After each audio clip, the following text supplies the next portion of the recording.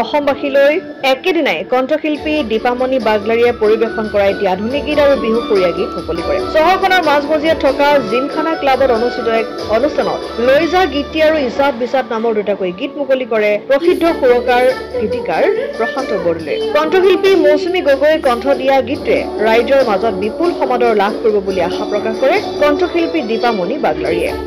মই দীপামণি বাগলাৰী আপোনালোকৰ মাজলৈ দুটি গীত উপহাৰ হিচাপে এই বিহুৰ বতৰত আগবঢ়াইছোঁ। আশা কৰোঁ আদৰি ল'ব। প্ৰথম গীতটি ইছাদ বিছাদ, আপোনালোকে ইউটিউবত চাৰ্চ কৰিলে পাব দীপামণি বাগলাৰী আইডিত। আৰু দ্বিতীয় গীতটি হৈছে লৈ যা। এই দুইটি গীতৰে গীতিকাৰ হৈছে অংগদ মেছ।